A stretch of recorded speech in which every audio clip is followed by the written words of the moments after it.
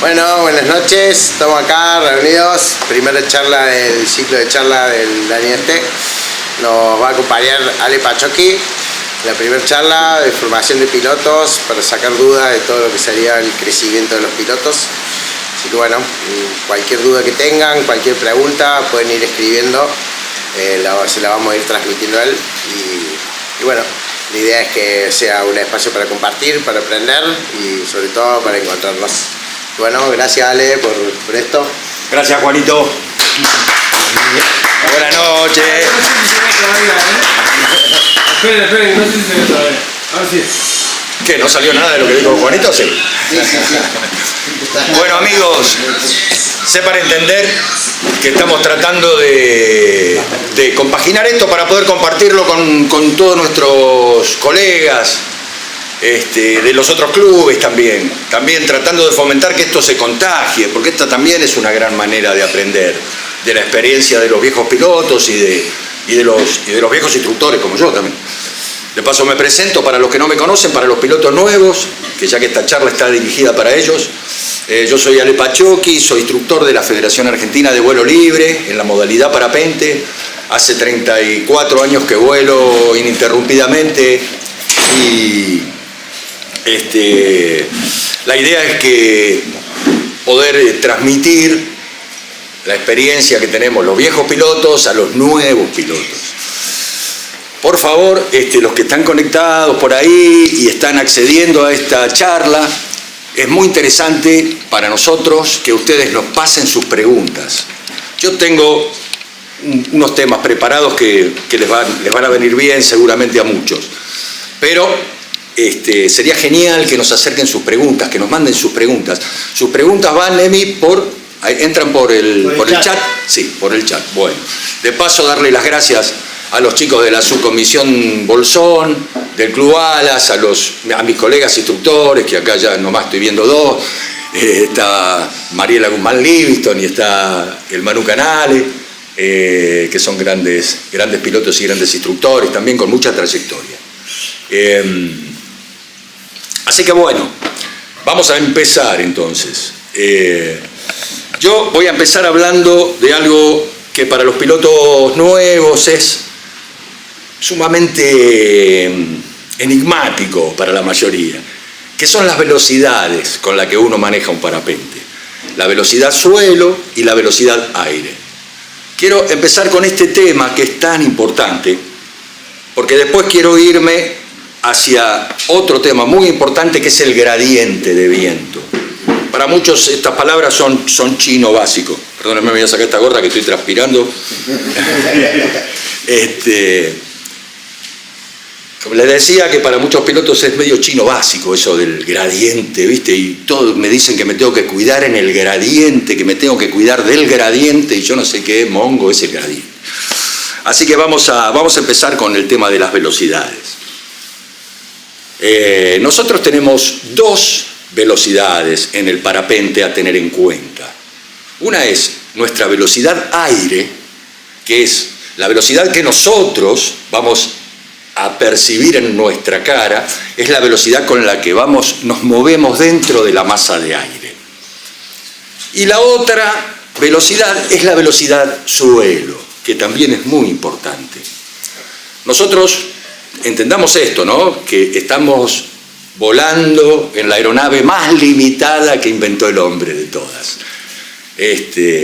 Y fundamentalmente nuestro gran limitante, nuestro máximo torturador, muchas veces es la velocidad del viento en la que estamos volando, que nos cambia todo el tiempo el plan de vuelo, porque todo el tiempo tenemos que estar adaptando nuestro vuelo a la velocidad del viento en el que estamos volando. Entonces, vamos con... chicos, si me estoy yendo muy por las ramas, lo que sea, por favor díganmelo, quiero que esto se entienda, que sirva. Entonces, vamos a la velocidad, la primera velocidad, la velocidad aire, la velocidad que uno siente en la cara. Esa velocidad en el parapente es infinita, prácticamente. Porque no es lo mismo volar con las manitos acá arriba que con las manitos acá. Y desde acá hasta acá, yo tengo N velocidades a las que puedo volar. ¿Ok? Entonces, pensemos en esto. Pensemos que nosotros estamos volando en una masa de aire, vamos a hacerlo lo más simple posible, nos vamos a manejar con una masa de aire que sople exactamente de atrás. ¿No es cierto? Estoy volando en el valle o en donde vuelo siempre, en la montaña donde vuelo siempre, y estoy metido en una masa de aire donde el viento me sopla de cola y yo voy, ponele, hacia allá. ¿Sí? Tengo el viento en la nuca y yo voy hacia esa dirección. Entonces, ¿a cuánto vuela mi parapente? A manos libres. Vamos a hacer un promedio, vamos a hacerla fácil para que no sea tan complejo de entender. Mi parapente vuela a 30 kilómetros por hora, adentro de esa masa de aire. Si yo le aplico comando al parapente, va a volar a menos, va a volar a 26 kilómetros por hora, por ejemplo.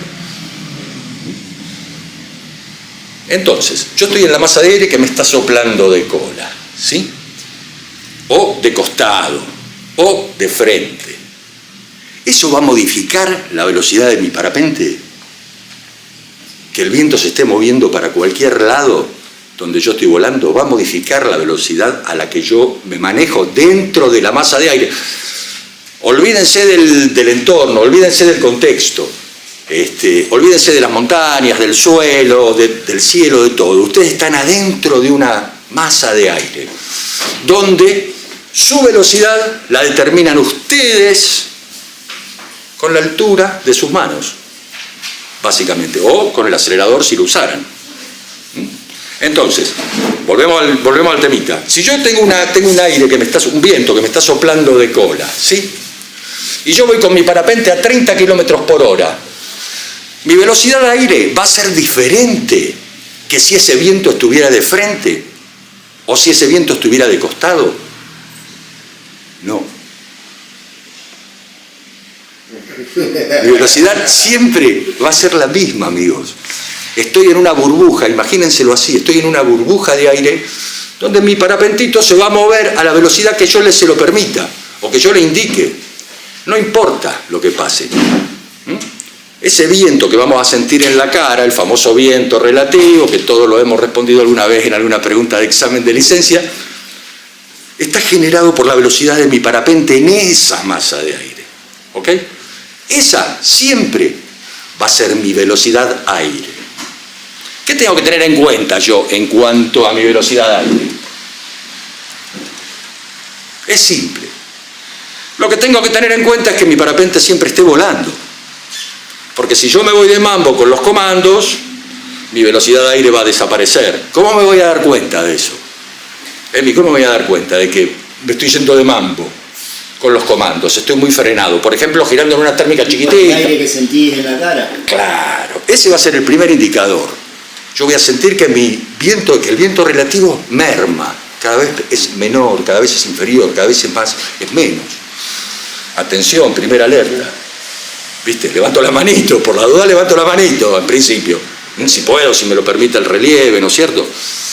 Pero bueno, básicamente es eso. Mi máximo tema a tener en cuenta con respecto a mi velocidad aire es esa. De no estar en zona de pérdida, ni en prepérdida, ni cerca de eso, ¿no? Si no es lo que quiero, por supuesto. Esa es la velocidad aire. Espero que se haya entendido. ¿Se entiende? Básicamente, ¿se entiende? ¿Alguno tiene alguna duda de esto, chicos? ¿De la velocidad de aire? ¿De cuál es la velocidad de aire? No, parece que no. Bueno, si alguno tiene una pregunta para hacer por ahí de los que están conectados, por favor les encargo que la hagan. Esa es mi velocidad de aire, ¿sí? La mía y la de ustedes también. Ahora vamos a hablar de su relación con la velocidad suelo, que ahí es donde aparece otra vez toda la escenografía de donde yo estoy volando.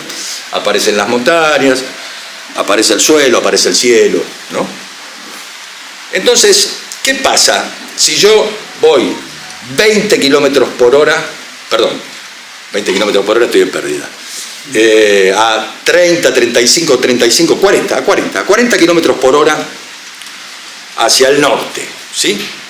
Y estoy en un viento sur que me está empujando a 20 kilómetros por hora más. O sea, el viento tiene 20 kilómetros por hora y mi parapente vuela a 35 kilómetros por hora hacia el norte. Y el viento va hacia el norte. ¿A cuánto voy a ir yo? A 55 kilómetros por hora, por supuesto. ¿Sí? Pero ¿qué pasa si yo ahí le clavo 180 grados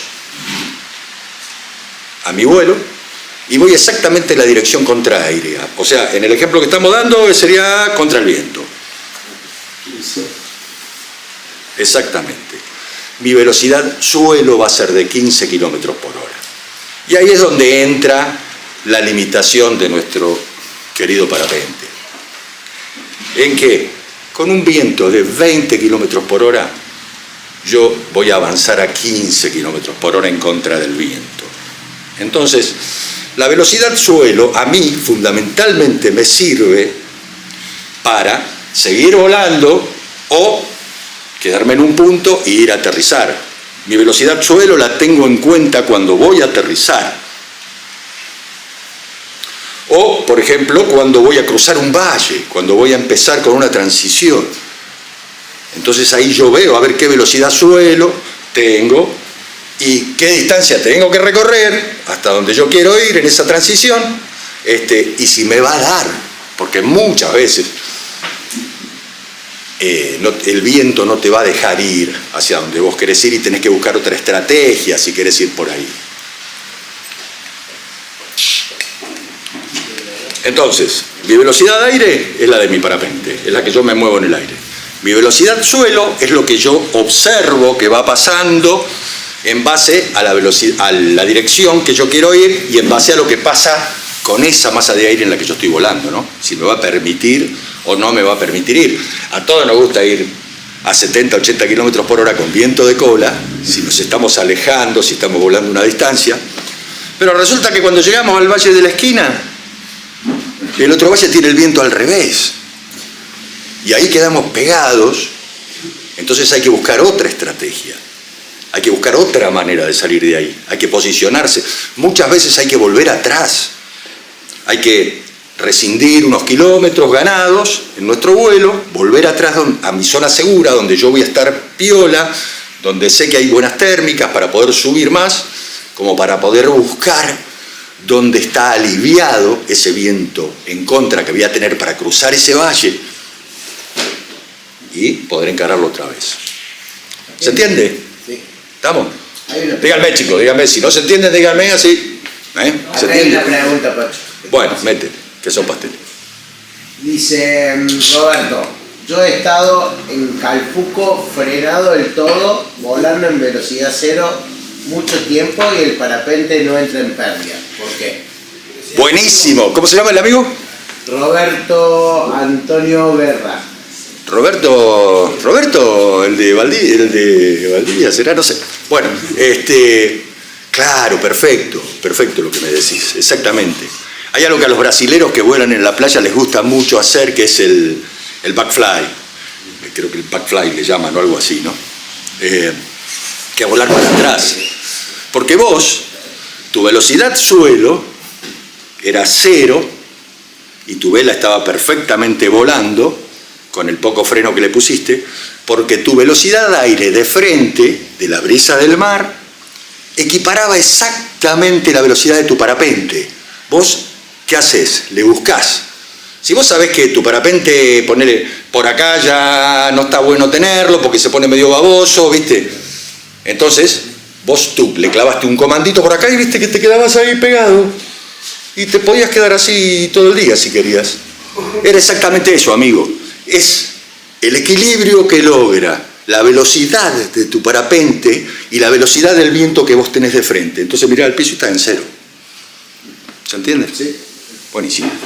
No te perdías porque no frenás demasiado. Claro. Es más, si vos estás volando, por ejemplo, muchas veces cuando vas a volar dinámica y tenés una buena técnica, una técnica depurada de despegue con viento fuerte, salís a volar porque viste que los demás salieron a volar con 20, 25 kilómetros por hora de brisa, sin ningún problema. Sin ningún problema, vas a salir a volar, vas a subir vertical, tu parapente va a estar volando de una manera muy sana, sin ningún tipo de riesgo, y cuando le apliques 5 centímetros de comando vas a ver que vas para atrás, pero resulta que tu parapente está bien. Ahí es donde radica la gran diferencia entre la velocidad aire y la velocidad suelo. Tu parapente está volando de una manera sana, está recibiendo un chorro de aire de frente, olvídate del suelo, tu parapente siempre está volando a 30, 35, 28, 40. En ese momento, la brisa de mar era exactamente igual a tu velocidad. Bueno, seguimos. Vamos a hablar ahora, como segundo tema de la charla, no tengo ningún problema si preguntan cosas en volver para atrás, para las velocidades. La idea es que se lleven todo lo que puedan para pensar, para desarrollar entre sus compañeros, entre sus amigos de vuelo. Vamos a hablar ahora del tema, un tema así muy particular y muy puntual para los jóvenes pilotos, para los pilotos emergentes, como les decimos nosotros, que es el gradiente de viento. Otro temita que vos decís, ¿qué me está hablando Pachoki? Estoy hablando en japonés. Gradiente de viento. Gradiente quiere decir diferencia, básicamente. ¿No es cierto? Hay un gradiente de viento, un gradiente de temperatura, en fin. Pero el que a nosotros más nos preocupa, o nos debería preocupar, es el gradiente de viento. Entonces, nosotros sabemos que el aire es un fluido físicamente muy pegajoso. El aire va pegado al piso. Le encanta pegarse a las cosas. No es que pasa por arriba de las cosas y nada, no, le encanta pegarse. Lo único que lo mueve y lo despega de las cosas es el viento, es su propia energía. Entonces,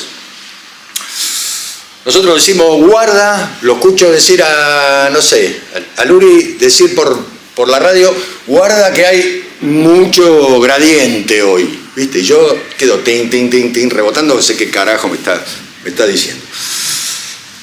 El gradiente de viento es eso, exactamente. Es una diferencia entre el viento que pasa a 20, 30, 40, 15 metros arriba del suelo, que generalmente es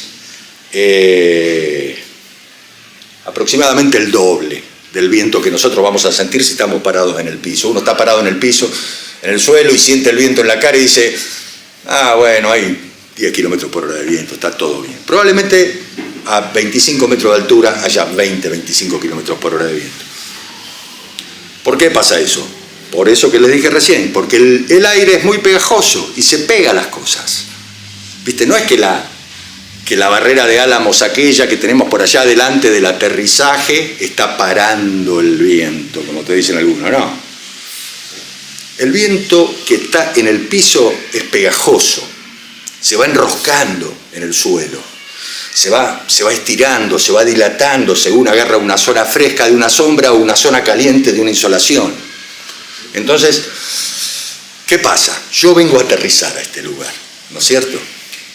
Vengo a aterrizar. Estoy por aterrizar aquí. Resulta que cuando yo pasé en inicial, o algo parecido a una inicial, en los lugares que no se hace inicial, básica y final, noté que iba como a 40 kilómetros por hora, 30 y pico kilómetros por hora. Digo, uy, la puta que lo parió, hay un vientazo acá. Atención, lo que tenemos que mirar en ese momento es si el movimiento de la vegetación, si la hubiera, o la manga de ese aterrizaje, si fuera un aterrizaje oficial, o las banderitas de la plaza de por allá al lado, o aquel que está haciendo el asado, su humo, a ver si son coherentes con la velocidad que yo creo que hay ahí. Porque si yo estoy volando a 40 y pico kilómetros por hora, probablemente haya 20 kilómetros por hora en el aterrizaje. Entonces, cuando yo me ponga en final, no me puedo poner en final. Si hay 20 kilómetros por hora, no me puedo poner en final, o no me debería ponerme en final en la cabecera del aterrizaje. Me debería poner en final un poco más adelante, previendo que esos 20 kilómetros, por obra y gracia del viento, de pronto se transformen en 30 y me deje pegado por allá atrás. Entonces, si yo pasé por ahí y noté que el viento era suave, y miro todos los elementos que tiene ese lugar, que me están diciendo cómo está el viento, inclusive si no tengo elementos, agarro mi radio y le pregunto a algún piloto que está aterrizado, algún piloto o a alguien que esté en el aterrizaje, que esté con radio y que sepa lo que me va a decir, por favor, amigo, o un piloto que aterrizó antes que yo también, en un aterrizaje no oficial, o sea, resulta que nos fuimos 10 kilómetros de cross, en el caso del Piltri, un crossito usual en los pilotos emergentes, en los pilotos nuevos es ir a 20 kilómetros aquí a la ciudad, al pueblo del Hoyo. Entonces resulta que nos fuimos con fulano, nos fuimos a aterrizar al Hoyo. Bueno, él aterrizó antes, loco, tiene radio. Amigo, decime cómo está el viento ahí, contame, ¿viste? Todos esos elementos maravillosos. ¿Para qué? Para saber si el aterrizaje está potable, si no es un día de gradiente picante, porque el gradiente también, como es una condición física del aire, también cambia, va cambiando y va evolucionando, se pone más o menos pegajoso según la cantidad de humedad que tiene, o de la temperatura que tiene también, o de cómo está el viento, o cómo está la insolación. Todo eso son condicionantes para que ese gradiente vaya mutando, vaya cambiando. Pero volvamos a lo primero, ya sé que me fui por las ramas. El viento en el aterrizaje o en la superficie del planeta es pegajoso, el aire es pegajoso. Hay gradiente de viento aún arriba del mar.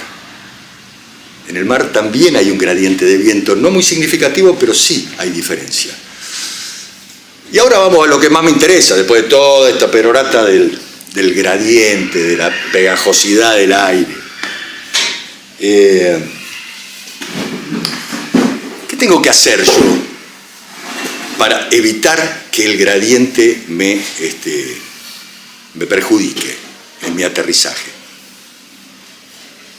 Volar rápido. La respuesta correcta es esa, es volar lo más rápido que pueda. Muchas veces no podemos volar rápido porque estamos aterrizando en un lugar chico y estamos medio complicados, pero bueno, vamos a ver condiciones ideales, pilotos emergentes que aterrizan en lugares amplios o en aterrizajes oficiales. Yo tengo que volar rápido. ¿Por qué? Porque toda esa cinta, permiso, porque vamos a hacer acá. Este es el suelo, ¿no es cierto? Y... ¿estamos bien, Nelly, con eso? Sí. Este es el suelo, ¿no es cierto? Esta línea que dibujé acá es el suelo, es donde yo voy a aterrizar. Y esta es la dirección del viento, o sea, yo voy a aterrizar obviamente así, y yo voy a encontrar que a unos 15, 20 metros de altura, o menos o más, depende del lugar y de todos esos condicionantes que les contaba, aquí arriba el viento va a tener 25 kilómetros por hora. Bueno, y aquí abajo, a causa del famoso gradiente, va a haber, vamos a poner 12 kilómetros por hora. Entonces, ¿qué pasa, amigos? Si yo vengo volando en esta capa de viento, que es donde voy a estar volando antes de aterrizar, vengo volando en la capa de los 25 kilómetros por hora, y en algún momento, como voy a aterrizar acá, entro en la capa de los 12 kilómetros por hora. ¿Qué va a pasar con mi parapente? Se va a acelerar. Lo primero que voy a obtener, si yo voy a manos libres, va a ser un cabeceo, porque el parapente va a buscar la velocidad que ya no tiene, porque está en una masa de aire mucho más lenta, va a buscar eso. Entonces lo primero que voy a tener va a ser un cabeceo que no sé si me va a beneficiar o no. Si estoy cerca del piso, por ahí, atención. ¿Y qué pasa si yo vengo volando frenado? ¿Por qué? Porque el aterrizaje es corto, porque vengo medio cagoneado, lo que fuera. Vengo aterrizando frenado. Cuando pase de 25 kilómetros por hora, donde mi parapente frenado está volando a, pongámosle a 30, ¿no es cierto? 35 kilómetros por hora. Voy a volar a 10 kilómetros por hora para acá. Vengo bien, porque no me voy a pasar del aterrizaje. Y como vengo frenado, mi planeo está deteriorado. ¿Se entiende eso? Entonces, pero guarda, porque cuando yo entre en esta capa, mi parapente, con esa cantidad de comando que yo le estoy dando, puede estar en pérdida, ya. ¿Se entiende esto? Buenazo, bien ahí. Me resulta muy difícil explicar esto. Entonces, fundamental, cuando voy a aterrizar, cuando estoy cerca del piso, mi primer gran objetivo debe ser mantener una velocidad volable y sana también.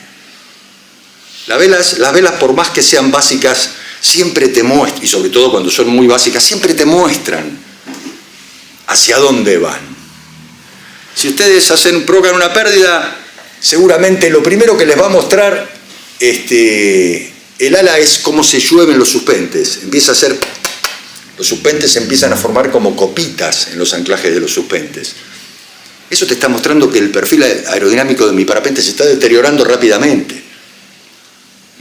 O sea, hay muchos signos, unos cuantos signos que te van a mostrar que justamente estás volando demasiado lento. Pero si te pasa en el aire, más de una batida, una plegada o una puteada o un fruncimiento, no va a pasar. Pero si estás en el piso aterrizando, no tenés ese aire debajo tuyo para salvarte los pelpas. Entonces, ¿qué hay que hacer? Hay que volar rápido, hay que volar lo más rápido que se puede. ¿Estamos con lo de gradientes? Buenazo. Tenés, Pacho, 62 personas escuchándote. Te cuento para que... Qué grande los pibes, qué grande los pibes. ¿Por qué sería que...? No sé si lo dije antes, pero quiero decir algo. Estos pibes de la asociación, de la subcomisión Bolsón del Club Alas, son una masa, loco. Se los recomiendo así, son la producción en su máximo exponente.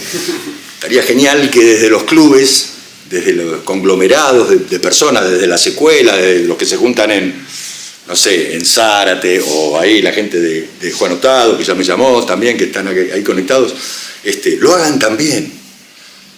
Hagan charlas, agarren a viejos pilotos y exprímanlos, sáquenle todo el conocimiento, que eso es fundamental para ustedes. Así que esto sea repetitivo, sea contagioso, ojalá. Bueno, igual no están, hay 62 conectados, pero no están haciendo preguntas. Bueno, pará. A ver, ¿el Uri me va a hacer una pregunta?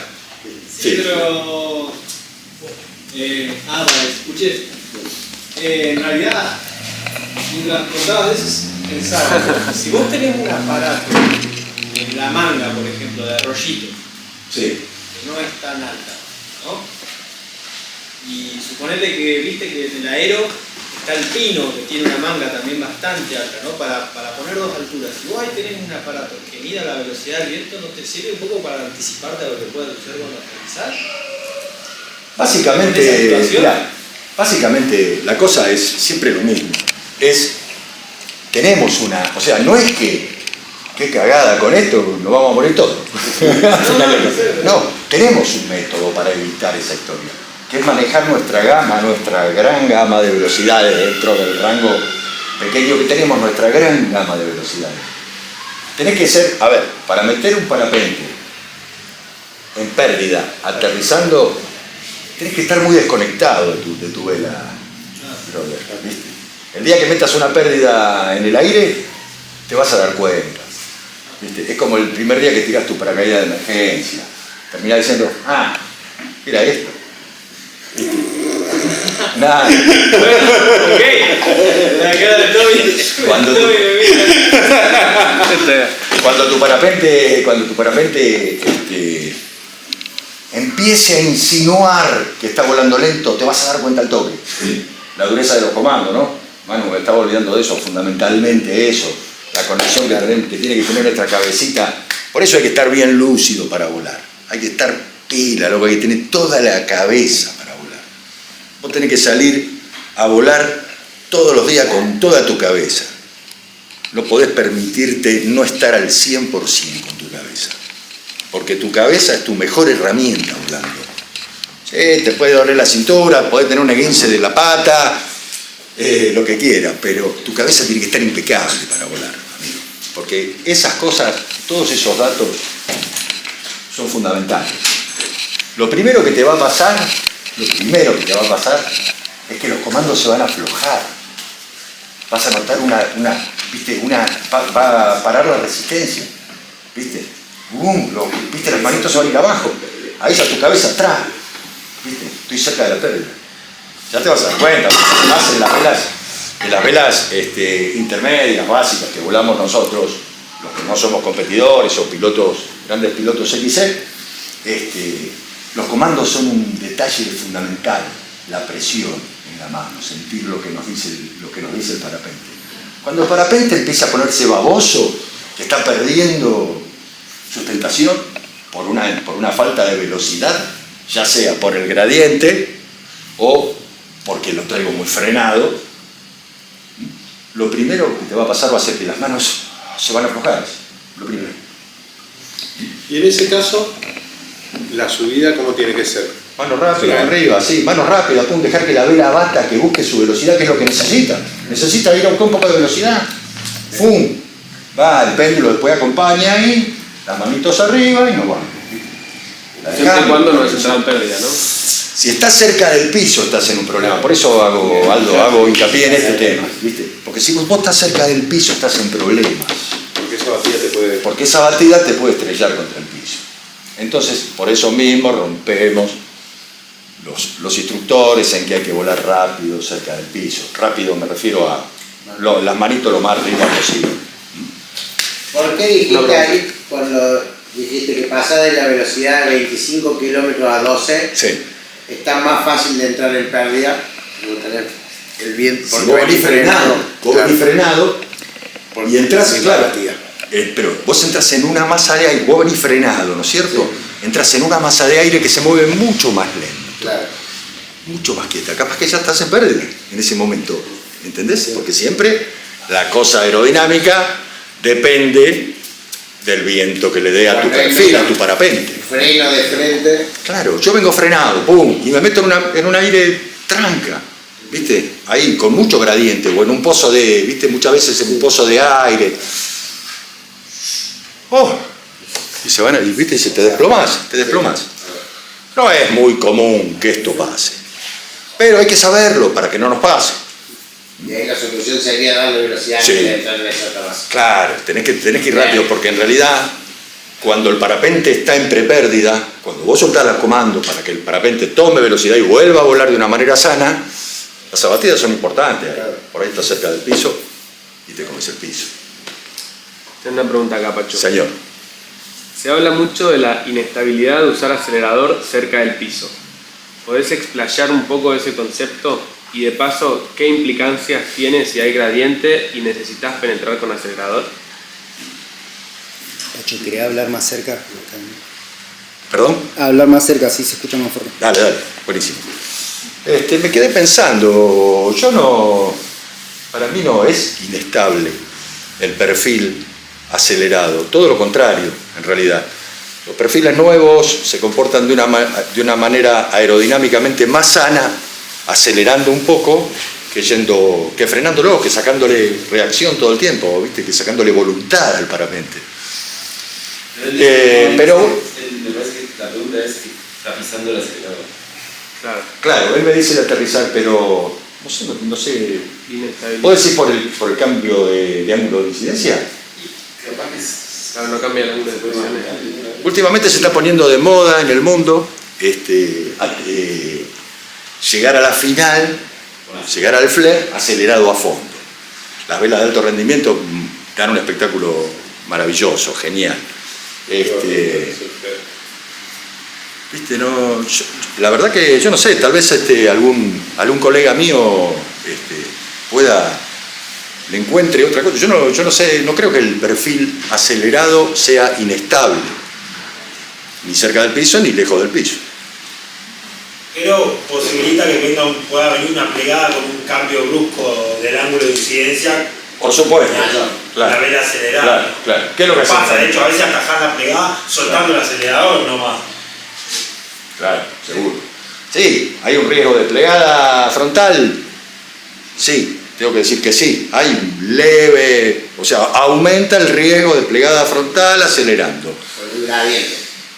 En el gradiente no debería ser debería ser más sano, debería ser sano inclusive, aterrizar con acelerador. Pero como me dice el Lauti, que sí tiene razón, es que, a ver, ¿qué pasa cuando yo acelero? ¿Qué es lo que estoy haciendo con mi parapente? Estoy haciendo un cambio de incidencia, ¿no es cierto? Mi perfil se pone mucho más penetrador en el aire. Pero también cambia, lo que pasa es que cambia el punto de impacto.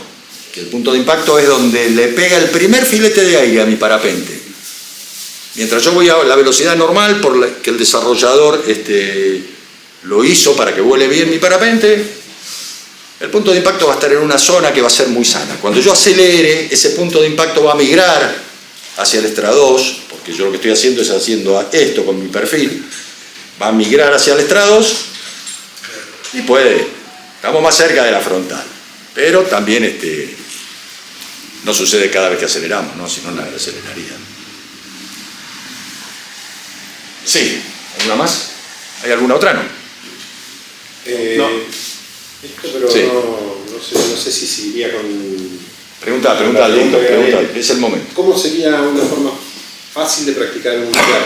Un flare. Un flare. Ah, qué buena pregunta. Manolo, ¿se puede? Justo que lo quería enganchar para que no diga que esos son sus terrenos. Manolo. La manera de hacer un flare, vos fíjate una cosa, por ejemplo, creo que no quiero hablar boludeces, ¿no? Pero la huya, si vos no haces un buen flare en tu aterrizaje, no te da licencia. Tenés que aterrizar con flare. ¿El flare de qué se trata en realidad? Se trata de descomponer toda esa energía, ¿no es cierto?, para no tener que correr, sobre todo en los biplas. Biplacero debe hacer un flare, ¿viste? Yo tengo un gran equipo de compañeros míos de toda la vida y todo lo demás, ¿viste? Y no todas las veces nos sale bien el flare. ¿Viste? El que te dice, ¿viste? Porque vuela en Playa Brava, ¿viste? Con aire de mar. Los flares son complejos, varían según el tipo de parapente. Hay parapentes que no tienen flare, parapentes modernos que no tienen flare, ¿viste? Se hunden. Pero básicamente lo que tenés es una maniobra que se practica.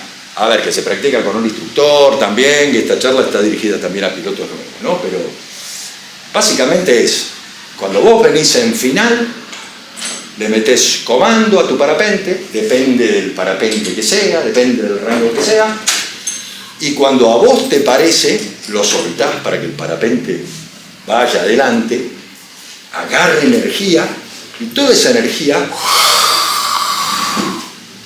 te va a ayudar, si te sale bien el flare, a que no des ni un solo paso. En el caso de que sea un bipla, me viene el bipla siempre a la cabeza porque el flare siempre lo tenés con el bipla, es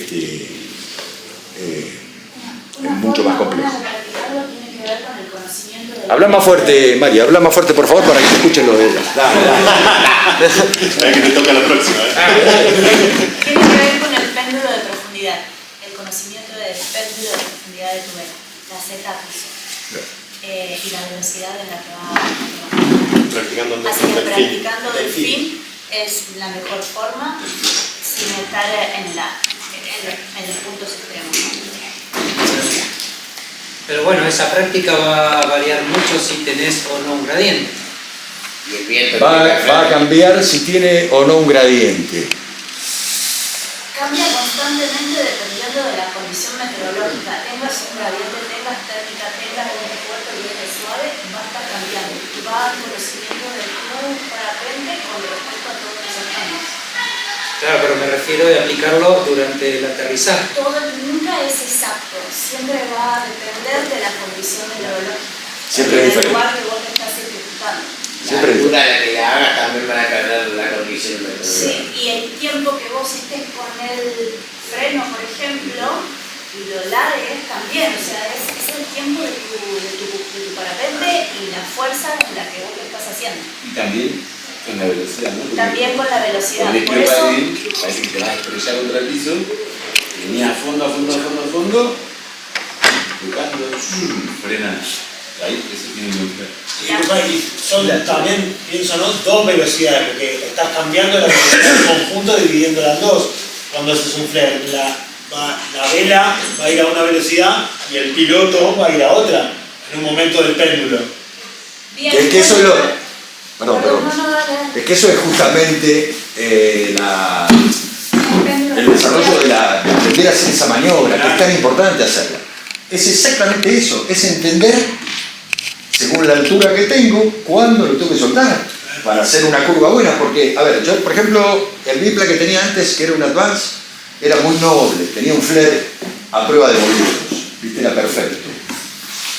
Yo podía hacer un flare y equivocarme y estarme por comer el piso de alguna manera, o quedar muy cerca del piso de una manera que no me gustaba, y durante el flare yo lo podía cortar y el parapente hacía lo que vos querías, ¿viste? Te la perdonabas. Hay parapentes que no son tan benévolos, ¿viste? Que les cuesta mucho eso de tomar energía y dártela y volvértela en el flare. Entonces, ¿qué pasa? Vos lo frenás y el parapente se hunde. Pero bueno, es así, es así. Es una maniobra, perdón, para terminar este temita, es una maniobra que se practica también. El flare se practica alto, no se practica en el piso. El flare se practica alto. Eso es permítanme que les dé un consejito también. Eso es algo que todos los pilotos nuevos y todos los pilotos en desarrollo y con ganas de progresar tienen que hacer. Cuando uno está viniendo al aterrizaje y le sobran 10 minutos de vuelo, en vez de venir paveando, me sale la palabra paveando, en vez de venir paveando al coso del aterrizaje o pensando en lo que sea, en el tercer tiempo, por ejemplo, ese es el momento en que hay que practicar las cosas. Ahí es donde yo tengo que venir haciendo péndulos, ahí es donde yo tengo que venir haciendo unos win-over mínimos, aunque sea, ahí es donde yo tengo que practicar el flare alto. ¿Qué hago? Lo freno, mi vela se va por detrás, lo suelto, que se vaya para adelante, y siento en mi cara la ganancia del viento relativo. Espero que el López no esté escuchando todo eso. Que me meto en lugares donde no me corresponde, pero básicamente es eso, el flare alto. Gracias. ¿Algo más? ¿Alguna otra preguntita? Tiene mucho que ver también en la frenada al final del flare, también en el momento en el cual tenés que aplicar el freno al último, o sea, para que no te vuelva a trepar. Claro, ese es el error más característico, bien Juan. El error más característico en el flare es ese, justamente. No frenarlo cuando todavía la vela tiene la suficiente energía como para clavarse y que el péndulo vaya otra vez para arriba. Porque si no queda en una situación de mierda, porque queda muy desconfigurado, estoy con la vela tal vez por detrás y yo alto, y ahí ya tengo que empezar a pensar en un aleteo, ¿viste? Hay que inventar ahí, hay que dibujarse, ¿no? Para poder contrarrestar esa situación, es la peor de todas. ¿Y qué pasa cuando te pasás de energía con el flare? O sea, cuando se termina el flare, te hundís. Por más que te dé 25 roscas en la mano, te hundís, porque ya no hay más energía. Bueno, amigos, y como último tema preparado, después de hablar de las velocidades, velocidad aire, velocidad suelo y gradiente, quiero hablarles un poquito de, justamente como esta charla está dirigida a pilotos nuevos que están encontrando su manera de ser en el aire, quiero hablarles del plan de vuelo. Para mí, soy de la vieja escuela, igual, eso creo que no cambió tampoco. Para mí el plan de vuelo es fundamental. Todos podemos salir a volar un rato con los amigos, a girar 4 térmicas, a volar con un jote que andaba por ahí, ¿viste? A tratar de subir Pero si vos te haces tu plan de vuelo, de lo que vos vas a hacer en el aire, entonces ya automáticamente te estás exigiendo un aprendizaje. Porque por muchos lados, no solo por un solo lado, por muchos lados va eso del plan de vuelo. Por ejemplo, primero, me estoy enfocando ya en el vuelo. Cuando voy en la camioneta de subida, que tarda, en el caso, por ejemplo, de Bolsón, tarda media horita, en un momento pienso, bueno, voy a hacer un plan de vuelo con respecto a las condiciones. Entonces, eso ya me está pidiendo a mí una observación meteorológica, primero que nada. Antes de llegar ahí arriba de la camioneta donde voy a hacer mi plan de vuelo, seguramente ya vi el pronóstico y sé, entre lo que estoy viendo ahí y lo que leí, cómo va a estar el día. Sé es un término muy ambicioso. Por lo menos voy entrenando mi cabeza a que se prepare para entender toda esa serie de cosas. Si yo sé que es un día bravo, que ya me dijeron que a 2000 metros hay una cizalla, que te caga palo, y qué sé yo, entonces voy a tratar de subir a 1800 o hasta el techo y después me voy a ir un poquito más abajo y voy a ver si ese techo me sirve para hacer un vuelito que me guste, que me deje contento. Y me voy a proponer volar 1 hora y media en este vuelo de hoy, que el día no está tan bueno como parecía. Entonces, el plan de vuelo básicamente es eso. Yo me acuerdo siempre, una vuelta estuve en una charla así como esta, pero de un mega piloto, y el loco decía, yo cuando voy a volar me pongo en modos. Cuando voy en el auto voy en modo observación, va mirando el cielo, va mirando la meteorología, todo lo demás, ¿no es cierto? Antes ya había hecho, como dijimos, su estudio meteorológico del día. Cuando llega al despegue, se pone en modo despegue. Después que despegó, se pone en modo subir. Y después que subió, recién va a empezar con su idea primigenia, que seguramente era volar kilómetros. Estoy hablando de Kriegel Maurer, no estoy hablando de ningún salame, ¿no? Y a mí me gustó mucho eso, esto fue hace muchos años, pero a mí me gustó mucho esa historia, porque todo eso, además, es un gran ejercicio para concentrarse en lo que uno va a hacer. Porque, ¿qué pasa? La mayoría del tiempo vamos re excitados a volar, ¿viste? Vamos, ¡ay, no, volar, qué lindo, pa! Es maravilloso, sí. Pero la otra parte de tu cabeza, no la parte emotiva, la parte cerebral, la parte pensante, tiene que saber lo que va a hacer. O por lo menos tiene que tener una intención de lo que va a hacer, ¿viste? Porque uno puede salir a cachivachear en el aire, como muchas veces hemos salido, pero si vos tenés un plan de vuelo y vas con el objetivo de ir a ese plan de vuelo, a hacer ese vuelo, es maravilloso para tu cabeza, para tu entrenamiento personal. Y ni hablar si lo cumplís. Ni hablar. Esa cerveza de esa noche vale oro. Básicamente eso, amigos. No vuelen cosas que no saben, que por seguirlo a fulanito, que, viste, pum, y yo voy a aprender corriéndolo. Sí, va a aprender, pero lo que hay que hacer es agarrar el cerebro de uno y enseñarle a volar, más que volar los vuelos de otras personas, ¿eh?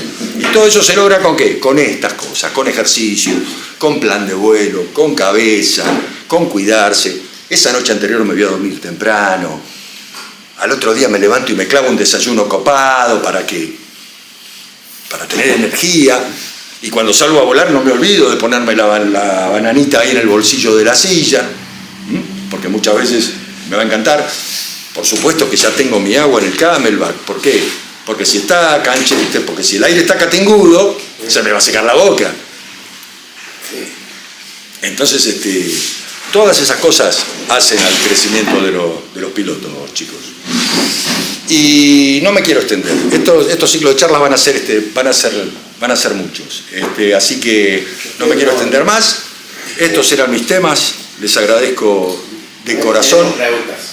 Ah, ¿tenés preguntas? Sí, bueno, buenísimo. Sí. Dale, Tommy, dígame. Yo ya me estaba despidiendo. No te vas. Porque no quiero. No hay que ponerse No te vamos a cansado. soltar. No te vas a soltar tan rápido. No, ¿qué errores ves más comunes en pilotos con menos de 2 o 3 años de experiencia? ¿O cuál sería tu...? Qué interesante, qué interesante. No sé, viste, los errores pueden ser muchos. Siempre, chicos, siempre dependen. A ver, no hay un error correlativo que todos cometen. Yo no sé, yo hace muchos años que no doy escuela, pero la María me puede decir, ¿hay un error que vos digas, esto, fallan todos acá en esto, al principio? Es difícil estar con su, pero es que en realidad no está bueno tampoco verlo de esa manera. Hay que ver las cosas buenas y las que podemos mejorar, pero no como un error de algo que no podemos evolucionar. Entonces siempre va cambiando. Ok, perfecto, buenísimo. Yo si tengo que decir algo, es que el peor error que pueden hacer, chicos, es volar para los demás. Que mucha gente vuela, ¿viste?, para los demás. Este es un deporte muy personal, con satisfacciones muy íntimas, muy propias, muchas veces se van a ir a dormir así, gordos que no entran en la cama porque metieron un vuelo lindo, y muchas veces se van a ir re frustrados porque se clavaron un vuelo de 3 minutos. Pero básicamente, fundamental, vuelen para ustedes, loco. Salgan a volar para ustedes, que sea una satisfacción personal, que esto no sea una cuestión de estatus ni de ninguna de esas estupideces. Eso es lo que los va a mantener a ustedes siempre en una zona de aprendizaje y de seguridad. Eso es el mejor consejo que puedo dar. Tommy. ¿En qué debería enfocarse un piloto para mejorar rápido y seguro? Bueno, justamente, primero y fundamental, tener una instrucción buena. Que podemos debatir 6 horas con eso, pero yo creo que en la Argentina la instrucción está mejorando muchísimo de hace 20 años atrás a lo que soy, o 10 años atrás a lo que soy. Está mejorando muchísimo. Eso se debe a que tenemos instructores con más compromiso, tenemos instructores mejor preparados y la instrucción está mejorando mucho. Entonces, básicamente, la manera de evitar accidentes y de lograr una curva de crecimiento de pilotaje adecuada dentro de marcos de seguridad aceptables es tener una buena escuela, haber aprendido con un instructor copado, que esté comprometido con su laburo, porque hay chantas también, hay de todo, ¿no es cierto?, como en todas las cuestiones de este mundo. Entonces, básicamente es eso. Pegarse con un piloto que merezca tu respeto, no por lo que vuela, sino por lo que comparte con vos. Secarlo a pregunta. Volverlo loco, claro. A mí, yo soy diferente, a mí me hace una pregunta porque me tiene que pegar una piña para que me case. Pero sí, eso es. Básicamente esa es la manera. Lo que les decía, gracias. Enfoque, fundamentalmente, enfoque. Soy un piloto de parapente, estoy a 2000 metros del piso. Si, ¿viste? A 20 metros de altura, si la cago, me sacan las rodillas de las orejas. ¿Viste? Entonces, no es ir a jugar al ajedrez o volar en parapente. Hay que saberlo con lo que uno hace. ¿Para qué? Para que eso, justamente, para que después nos juntemos, nos abracemos y vayamos a tomar cerveza y a comer pizza y seamos todos felices y contemos los vuelos, nos peleemos para contar los vuelos. Pero la única manera de hacer eso es esa, loco. Es con enfoque, ¿viste? Nada más. Y siguiendo los pasos de un buen instructor comprometido con su laburo. ¿Qué cosas te hubiese gustado saber cuando empezaste a volar? Ahora que ya hace muchos años que volar. O algo que te haya pasado de decir, ¿cómo no aprendí esto antes?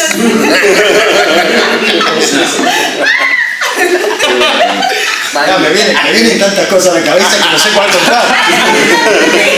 Empieza la mierda. Bueno, voy a contar unita sola. Yo aprendí solo a volar, en esa época no había instrucción buena, fui alumno de un amigo que se fue a Austria y cuando volvió se trajo 2 parapentes y un librito en austríaco. Y era el instructor, porque tenía 2 parapentes y un libro.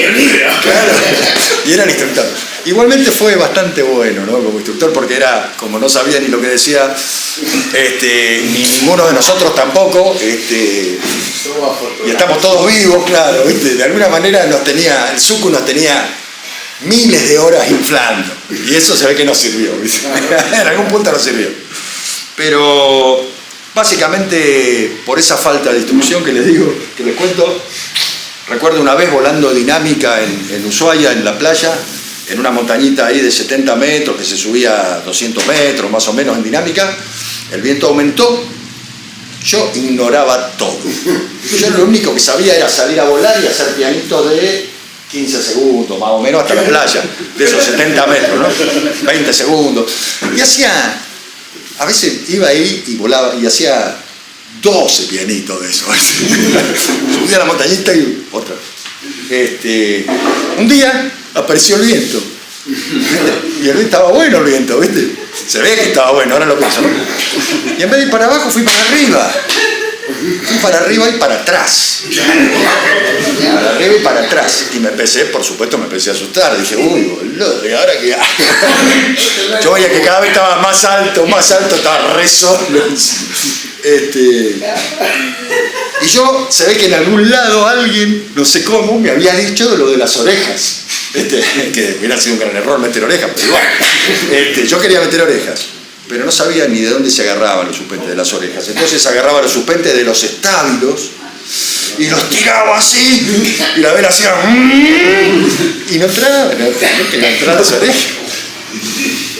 Resumiendo, en un momento que le pasé cerca a la montaña, me metí dentro de una mata con viento de cola, no me pasó nada, tuve 6 días sacando la vela y me fui a mi casa pensando justamente eso, lo que queremos evitar con este tipo de charlas. Que era lo que debería haber hecho. Bueno.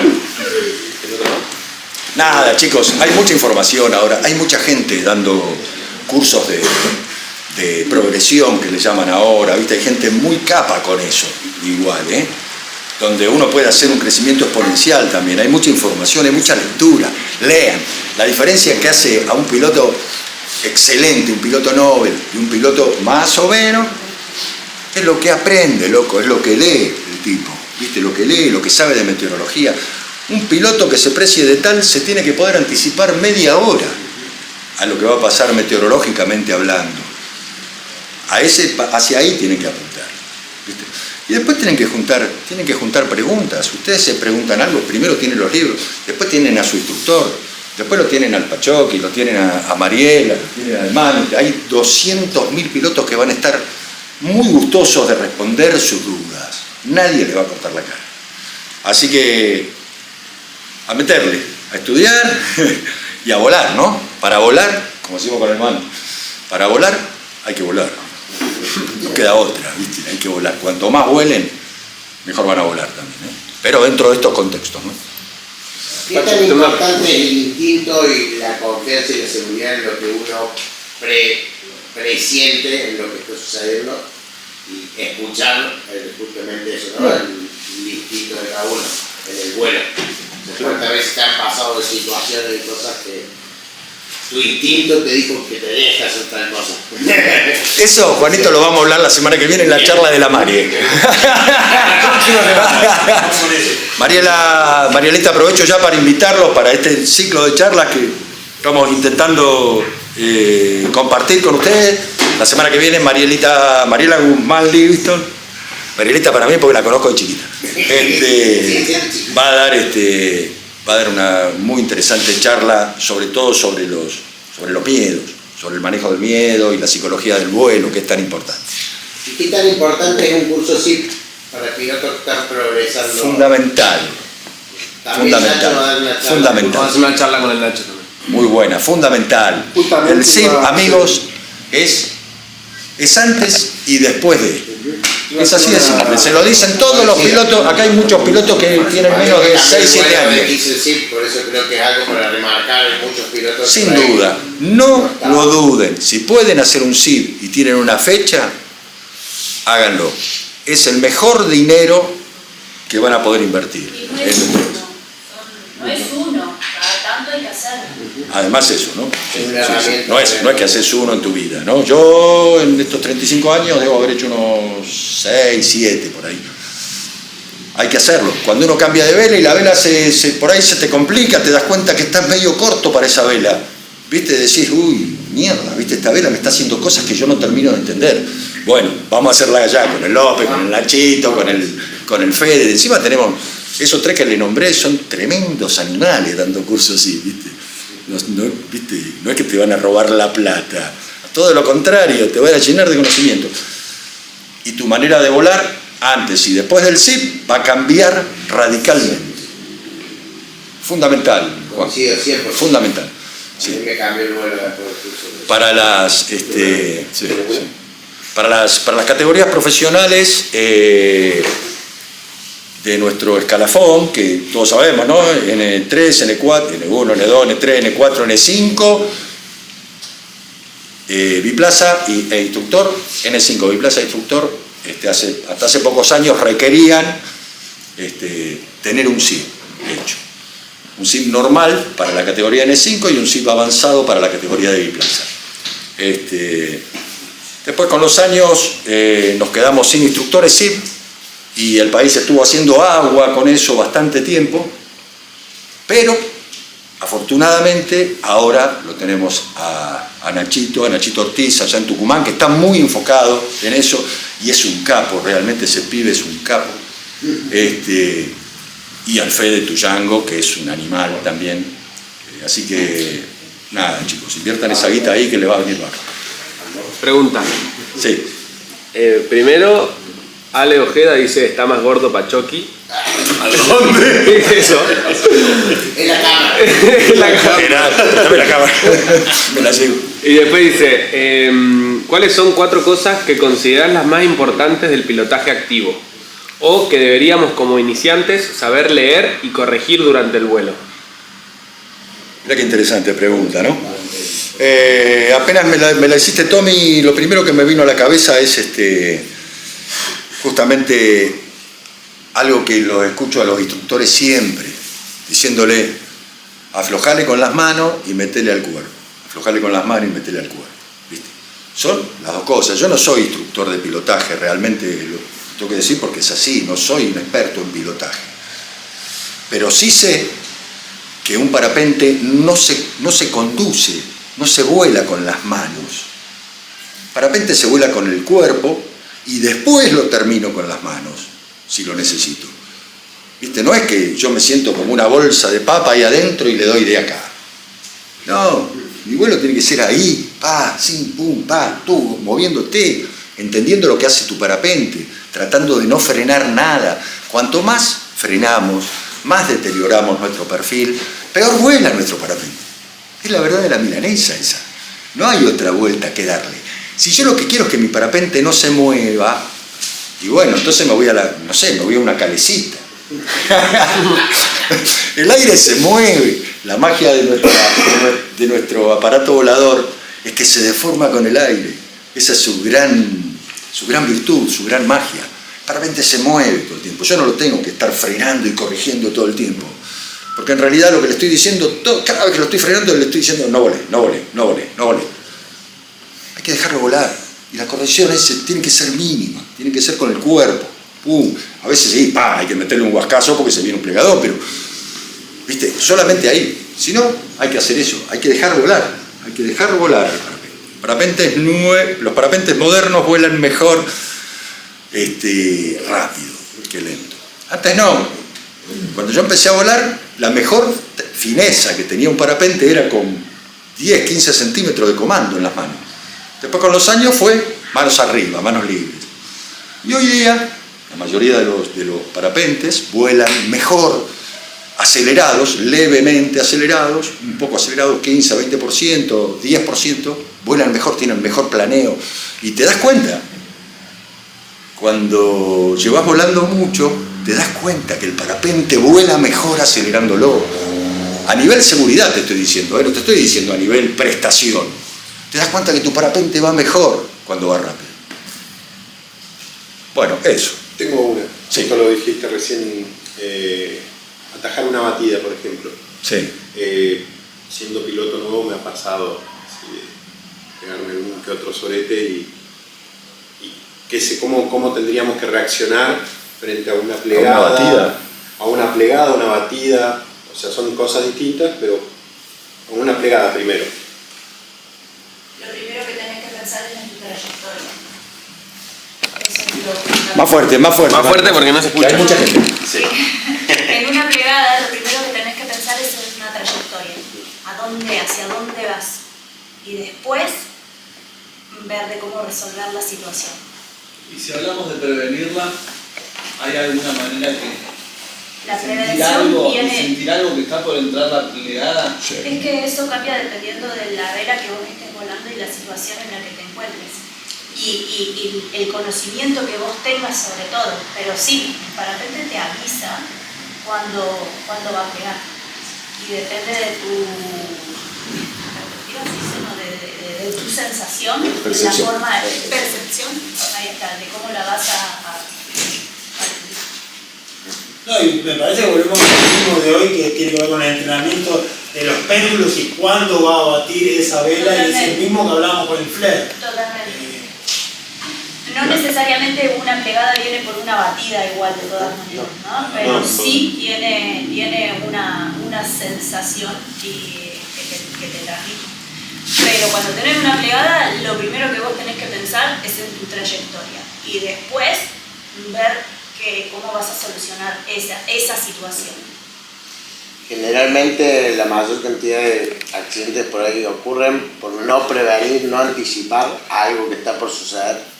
O sea, que uno puede anticipar antes que suceda y no lo hiciste y después puede provocar justamente que viene una tras otra por no anticipar y no reaccionar a tiempo, salía también. O empeorar la situación. O empeorar la situación por reaccionar mal. Sí. Igual, ¿cuál sería una mala reacción? Hablen de a uno, hablen de a uno. Perdón. ¿Cuál sería una mala reacción? Sobrecomandar. Sobrecomandar es una mala reacción. ¿La puedo meter en pérdida? Sí. En pérdida es la única parte de la vela que está volando. Caerte para el lado. O sea, todos los pilotos lo que hacemos es... Viene la plegada, la vela está girando, ¿qué queremos hacer? Sacar la plegada. Lo primero es... Lo que dice López, trayectoria. Claro. Fundamental es eso. Y las velas si no abren solas. Fundamental es, el primer objetivo es trayectoria. Tú, ¿viste? Muchas veces las plegadas no suceden en el medio del valle. Generalmente suceden cerca de las rocas, cerca de la piedra, donde el aire es más turbulento, donde se está comprimiendo en las compresiones, en esos lugares donde nos comemos los vientos. Se entiende que es trayectoria, ¿no? Explicar lo que es trayectoria. Se entiende que es ir hacia el lugar que nosotros queremos. Claro, trayectoria es fundamental. Lo primero, cuando dice aquel, trayectoria, te grita el López, ¿viste? Trayectoria, ¿viste? Cuando vos tenés una plegada. Pero también tenés que pensar que nuestra ala se plegan, los parapentes se plegan, ¿viste? Desaparece media ala, es parte de nuestro juego eso, es inevitable. Los pilotos más sensibles, más perceptivos, probablemente tengan muy pocas plegadas en su vida. Y los pilotos más guarros, más, no sé cómo decirlo, más... Mano de hierro. Claro, mano de hacha, se van a comer unas cuantas más. Pero si vos tenés una buena técnica depurada para sacar las plegadas, para corregir esa incidencia de vuelo, probablemente nada, es parte del juego. Es parte del juego. ¿Viste? Hay que convivir con la plegada. Quedarse del lado que tenés el ala volando. Cargar del lado que estás. Muchas veces ni siquiera llegás. Ahora hay una. Ahora, no ahora. Tiempo, claro. Hay que dejarla la vela que gire. No. También. Hay que dejarla que gire un poco, si no tenés compromiso con la trayectoria, te digo, ¿no? Para que reabra, digo, Manolo, eso es lo que están diciendo, ¿viste? Dejar la vela que... O sea, no frenarla en el lado abierto y que la vela quede muerta, sino dejarla que la vela gane un poco de energía para que abra esa plegada. Sí, no está comprometida la trayectoria, por supuesto. Eso es, ahí tiene muchas respuestas. Yo la dejé girar alguna vez y... Cáncer. Me metió en autocompasión. Pero vos la vela de Doban. No, pero la dejé girar, controlé de vuelta la trayectoria y estaba alto y bueno, la dejé girar de vuelta. La dejé girar de vuelta, quise controlar la trayectoria y entró en otro giro y dije, bueno, el próximo lo saco. Y entró, no lo saco. No la dejen girar. Como dicen, qué bueno esto, como dicen los españoles, ¿viste? Este deporte es así, es 1000 monjes, 1000 religiones. Por eso también la importancia de hacer un CIV y conocer estas sensaciones, estas situaciones con alguien que también te ayude y te guíe desde abajo, porque no es algo nuevo cuando te sucede. Absolutamente. Y es algo como que es cotidiano y común con lo que estamos conviviendo y el contacto todo el tiempo que puede suceder. Claro. Como dice Juan, para el que no lo sepa, la resolución de plegadas o de incidencias de este estilo se aprenden en un CIV. Se aprenden con un instructor que está capacitado para darse cuenta cuando va a entrar la plegada y es el que te va a decir. Cuando ustedes adquieran feeling, una persona que vuela, no sé, 100 horas por año, o por ahí, un poquito menos, tal vez 80, ni siquiera lo piensa. Ya nota en los comandos, cuando ese lado que se va a plegar se ablanda, se da cuenta enseguida que la vela no está en su situación ideal de vuelo y la va a contrarrestar probablemente, ¿viste? Porque si vos ahí le das un tan, muchas veces la salvás a la plegada, no se mete. También ahí creo la importancia del inflado, ¿no? O sea, cuando uno lo controla el inflado en tierra, se nota muchísimo la sensibilidad en tierra nomás, que después en aire también te sucede lo mismo. Si en tierra lo controlas en aire, es mucho más fácil reconocer cuando está por suceder algo así también, me parece.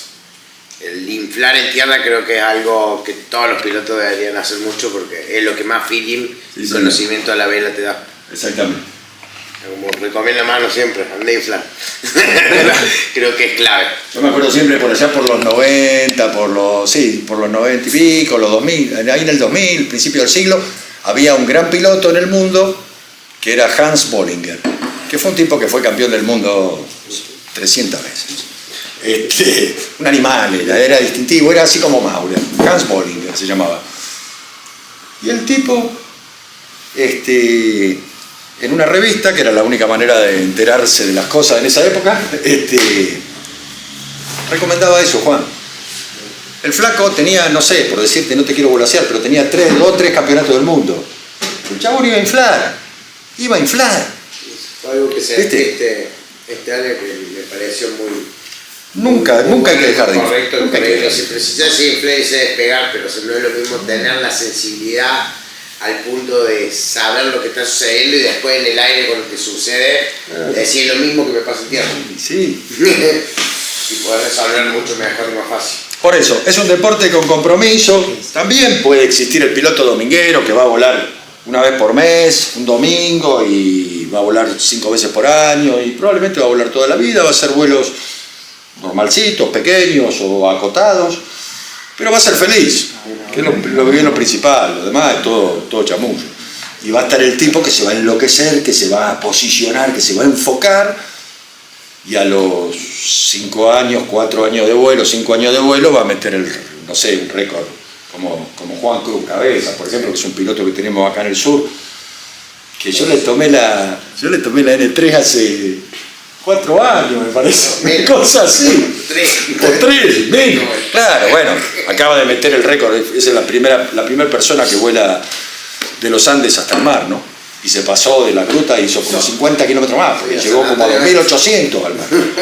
Cuando todos creíamos que nunca nadie iba a poder hacer eso porque la brisa no nos dejaba entrar. Porque esa era lo que siempre se decía. Bueno.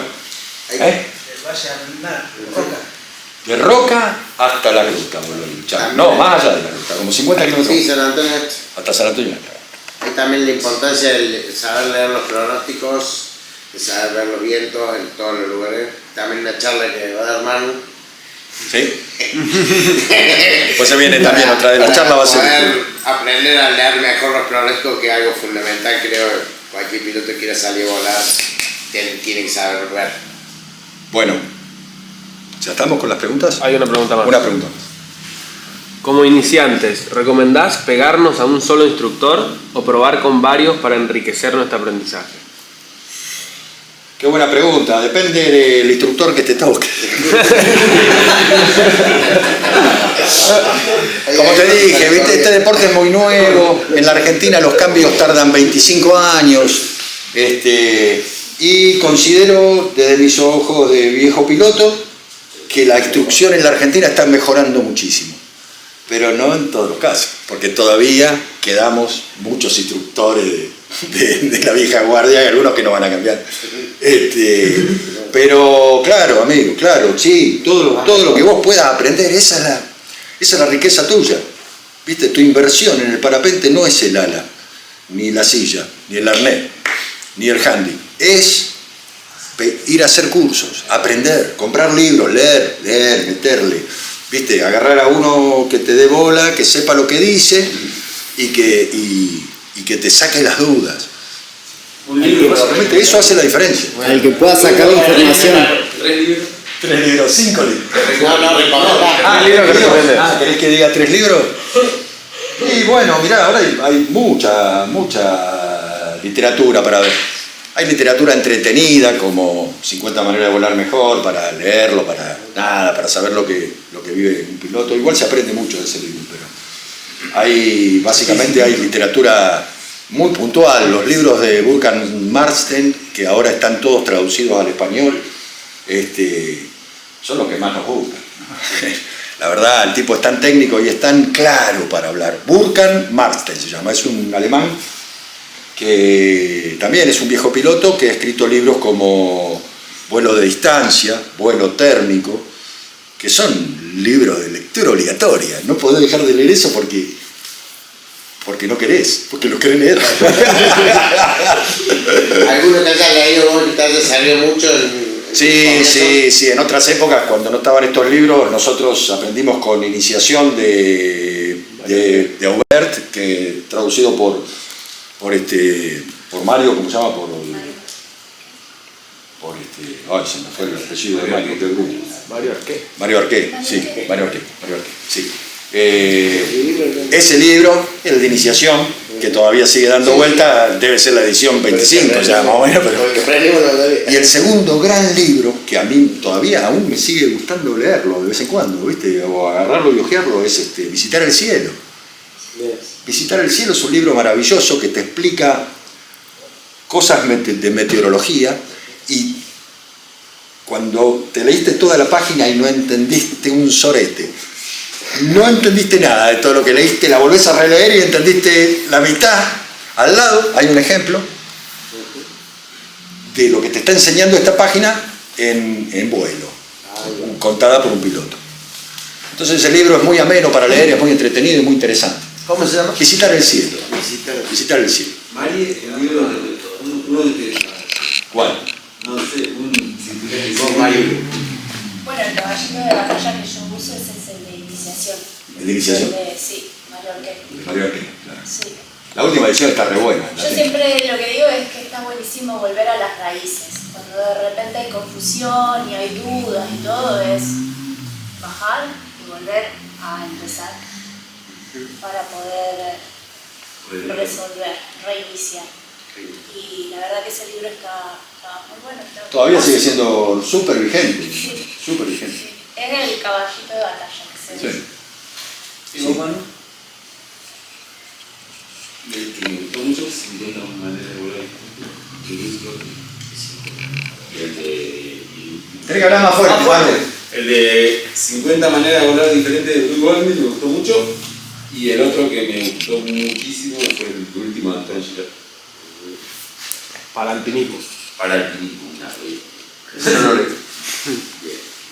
El que está muy bueno es el de... ¿Quién es el 50 maneras de volar? Para alpinismo es el que cuenta lo de los Andes y lo de... Sí, lo leí en esta ocasión, es cierto. Acá un libro de lectura obligatoria también, que debe estar digital, porque ya ni siquiera lo leí. Es Batiendo récords, de George Washington. Yo lo leí 10 veces. No sé si está, la última vez que le pregunté a Mario para comprarle algunos porque me gustaba regalárselo a mis amigos pilotos ese libro, me dijo que ya no se editaba más, pero seguramente debe estar digital. Se lo pueden pedir a él, que él se los manda digital también, no tiene ningún problema. Mario es un otro instructor así medio al estilo mío que también le haces una pregunta y le tenés que pegar una piña para que se calle. Así que se lo pueden pedir a él, se llama Batiendo Récord de George Washington, y si no se motivan con ese libro, no se motivan con nada. Sí, en la historia de un aladeltista de hace 30 años atrás, que batió todos los récords del mundo. Y te cuenta todo eso. Todas esas campañas que las hizo en muchas temporadas, ¿no? Varios. Pero bueno, sí. Hay una pregunta. Iniciación de parapente de Pierre Aubert, traducido por Mario Arqué Domingo. Y Visitar el cielo. Otro gran libro, como dijo el Manu, es 50 maneras de volar mejor, de Bruce Goldsmith, que en realidad es una gran compilación de todo lo que él escribió durante 25 años en la revista Cross Country, y lo adaptaron ahí, hicieron un libro también con algunas notas escritas por Kriegel Maurer, por grandes pilotos. El Colo dice que cuente la anécdota cuando quedó colgado boca abajo del arnés en Colonia 25 de mayo. Me quemé. Al deshidratarse veía canguros. Dale, Pacho, contala. No, esto no. Para mí, esta es una charla para ustedes. Para ustedes. No, el Colo se refiere a alguna vez que tuve que tiré mi paracaídas de emergencia, ¿no? Nada más que eso, pegué un pelín.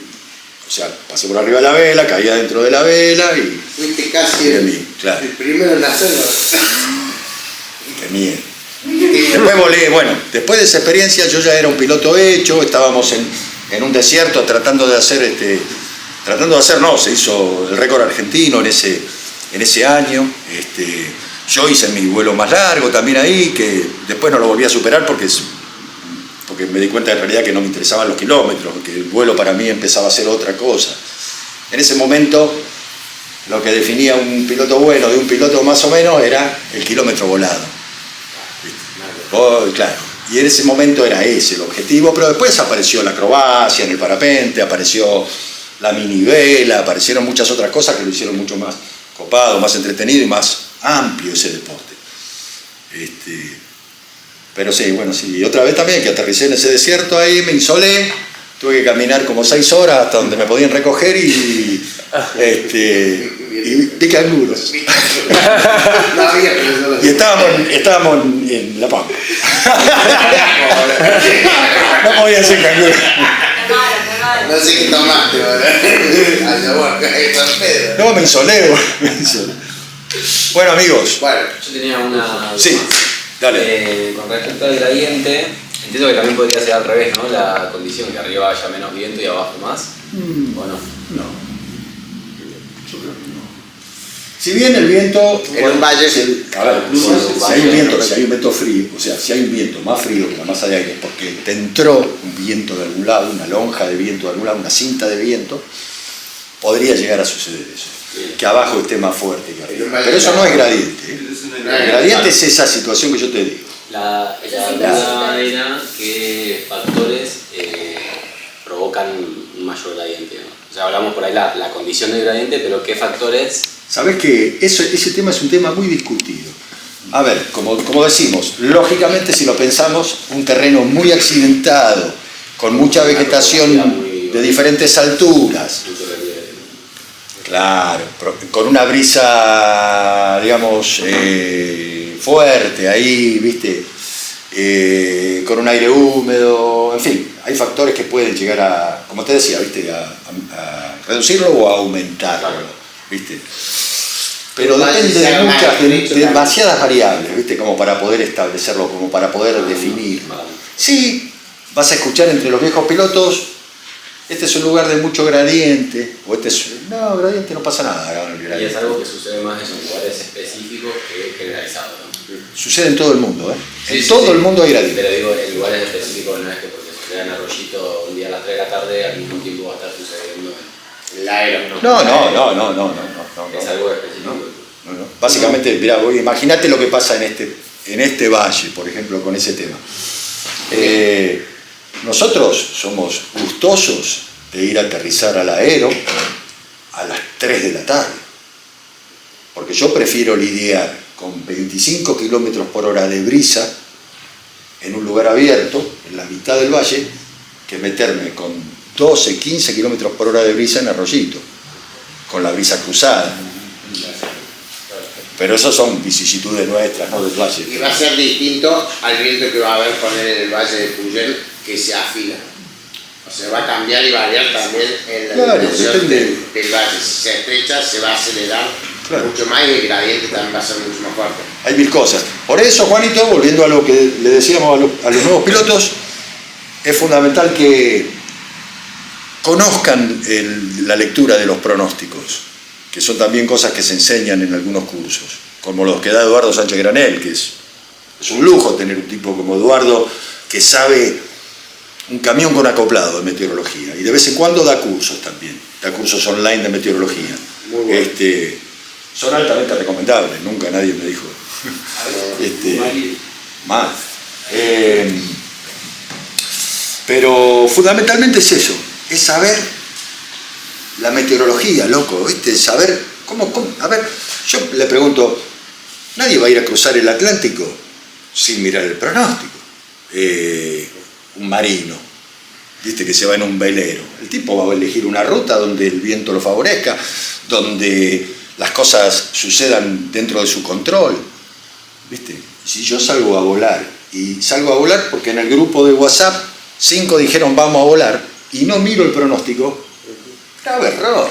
Llegar y decir, ¿cómo está el pronóstico? Gravísimo error. Che, ¿qué decía el prono para hoy? Boludo, ¿no miraste el pronóstico? ¿Y viniste a volar? Es fundamental. Y venían ustedes. Bueno, entonces, no sé.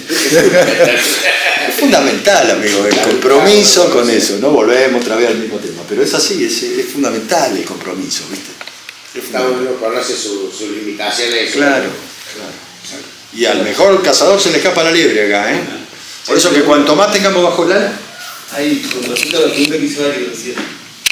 Pregunta a Mariela también, porque estuvimos hablando de eso. Más fuerte, más fuerte.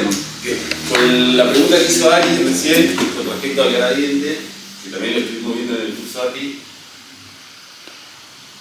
ahí lo estamos hablando con Lauti, que a veces hay más gradiente y a veces hay menos gradiente en el mismo aterrizaje, ¿no? Yo estaba pensando en Arroyito. Si hay más viento, o sea, tenés un árbol acá, ¿no? Hay 10 kilómetros por hora, va a ser un rotor acá, ¿no? Si el viento es más fuerte, el rotor va a ser más grande. Y si hay más fuerte, va a ser mucho más grande. Entonces, tiene que ver directamente con el viento, el gradiente es una pregunta. Pero el gradiente no tiene que ver con el árbol. Con los tacos. Estás mezclando con el árbol. O sea, Tiene que ver con el árbol. estás mezclando dos situaciones. Estás mezclando la parte de rotor con lo que es un gradiente. No necesariamente necesitas un árbol para que haya gradiente, a eso. O podés tener un obstáculo, perdón. Pero en el mar hay gradiente. ¿Sí? Hay días que hay gradiente y días que no hay gradiente. Sí. Claro. Okay. Sí, es verdad. Tiene que ver Todo grado de Con la fricción con el suelo o con la superficie. ¿En un aire laminar hay gradiente? Debería. Ay. ¿En el mar? ¿Pero por qué? ¿Están seguros que en el mar? Sí, tiene que haber. Hay En el gradiente. mar hay gradientes, hay porque son distintas capas de aire. Hay diferentes capas de aire. Pero el laminar ya no sé, ya tendríamos que ir a averiguar. Y tiene que ver con la Genera por un obstáculo. Tiene que ver con la presión. Para mí el gradiente se genera por un obstáculo. No, No necesariamente. Hay una interferencia suelo, no se habla de ese concepto. Alta presión. Pero puede Más haber. que un obstáculo, una interferencia suelo que creo que tiene que ver con las características que tiene. Claro, son las características del suelo. Pero básicamente estamos hablando de eso, de la física del aire. Claro, de lo que explicaste hoy. ¿Qué pasa? El aire acá no tiene ningún obstáculo. El piso es esta mesa. El aire está pasando acá, toda esta masa de aire está pasando por acá. Flum. pero el aire que está tocando la gorra, la caja y el cosito este acá, viene frenándose y separándose de este otro aire, ¿viste? Acá hay una zona donde está ralentizada el aire. Esa es la historia. Está ralentizada por eso, por la condición del aire de ser pringoso, ser pegajoso. ¿Cómo sucede? También colabora, claro, si hay una hilera de vientos, obviamente va a haber hay una compresión, un desborde, probablemente esa capa que divide esos dos aires, ahí suba, como el techo, con la bola térmica. No, depende de mucho, pero sí hay gradiente en todo. Bueno, básicamente es el mismo comportamiento de la capa límite sobre el perfil del alga, que tiende a detenerse y a adherirse a la superficie. Sí, tenemos un aire que está pegado a la lana y otro que va por encima. Hay un videito ahí en YouTube, muy lindo si lo quieren ver, cómo funcionan las capas límites, no sé si te acordás recién de eso, de microscopía electrónica real, ¿no? De cómo funciona el aire en las capas límites, cómo los filetes de aire se prenden de la capa y se quedan enganchados y vibrando, y se va, desaparece ese por algún motivo, se vuela, ¡tum! Y otro inmediatamente ocupa sus lugares. Es alucinante. ¿Cómo se llama? No sé cómo se llama, pero sí, microscopía electrónica, he filmado el aire en un perfil muy, muy interesante. Bueno, amigos, me parece...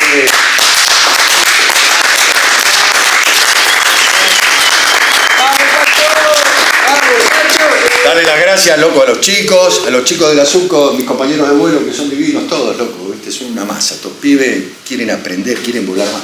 Así que muchas gracias por esto, el Lauti, Mario que está a cargo del club, ahí, bien pilas, ¿eh? La Mari dando instrucción siempre y acompañando, como siempre acá, instructora de la zona. Manu Meligiano. Muchas gracias, Manu como gran piloto. Bueno, y a ustedes, amigos, que esto sea contagioso.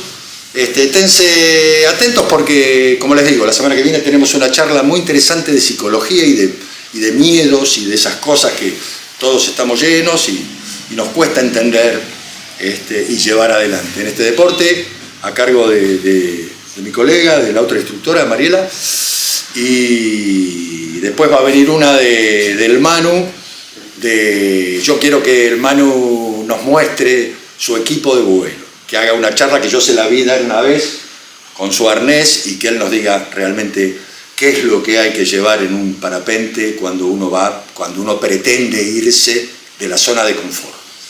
Esa charla también seguramente va a venir, y después vamos a tener también la charla de un piloto emergente del local, de Juanito, el cordobés, como le dicen todo acá, que nos va a dar una charla ahí, no sé si va a ser una charla entera, pero capaz que la echamos en alguna otra charla, para que él nos diga su percepción, porque Juanito no hace mucho que vuela, Juanito hace, ¿cuánto hace? ¿5 años que fuma?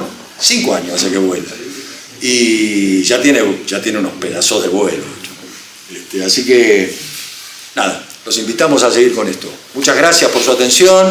Vamos para adelante a cuidarse. Gracias, Ale. Gracias.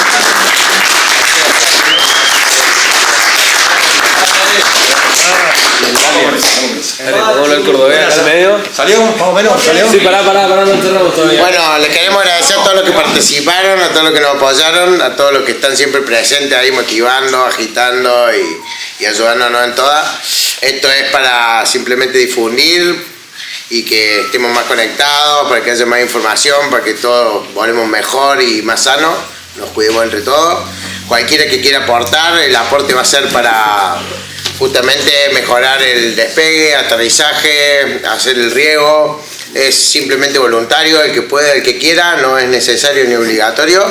Pero bueno, ahí después vamos a pasar el alias y bueno, agradecer a todo, esto recién empieza y esperemos que sea por muchas cosas mejores más para todos y bueno, gracias a todos simplemente. Hasta la próxima. Gracias.